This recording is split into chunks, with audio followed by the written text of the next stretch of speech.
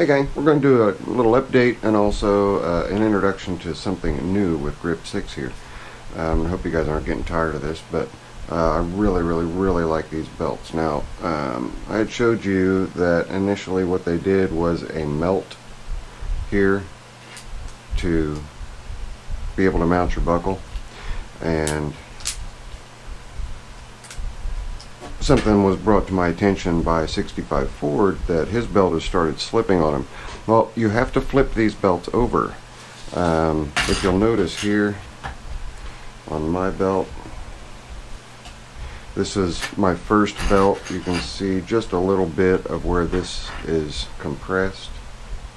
Okay, right there, where it's just where your back belt loop grabs a hold, and all belts do it. Leather belts do it. These are going to do it too. But what you have to do to keep the belt conditioned is simply pull the buckle out of the loop, turn the webbing around, and put it back in.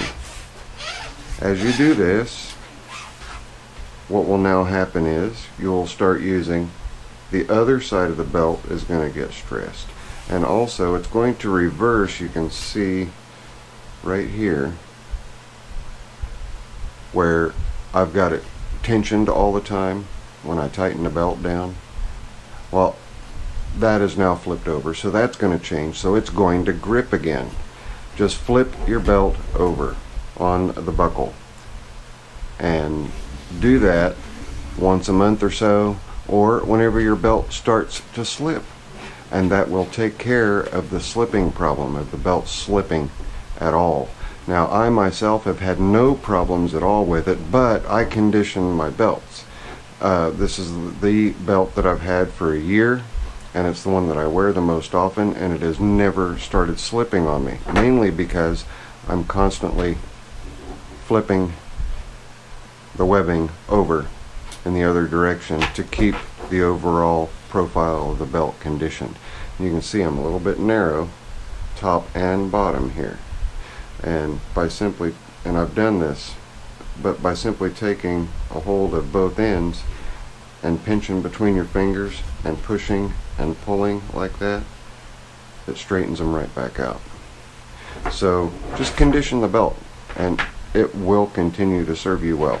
Now, having said that, Neil sent me the new version of the belt webbing, and we had talked about it, and I'd asked him if they were going to try to do any kind of a molded end, injection molded end on them to help increase the strength, because this right here has a pull strength of about 300 pounds.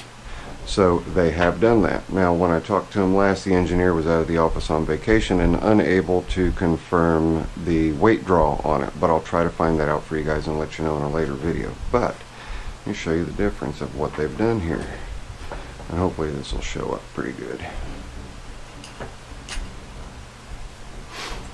In fact, let's go ahead and grab the light out and make sure that it shows up pretty good. How about that? Get the light here so that we can see things a little better. Sorry, this is my generic way of doing things. You just have to get used to it. Okay. Oop. It might help if you got the lights right, goofball. I've got the light directly in it so that you guys can see that T and how it's flat right here. All the new injection molded end is 180-degree radius. You can kind of see the little bit of injection mold marks there, right there, and the seam in the middle. So what they do is they take the end of the bitter end of the belt, obviously, and they stick it in the injection molding, and it heats up, injects. And what it looks like to me, and I'm not positive, and I will find out, it looks like FRN, fiberglass reinforced nylon. And if that's what they're using, you guys are going to have a really hard time pulling that off of the end of this webbing. It is not going to want to let go.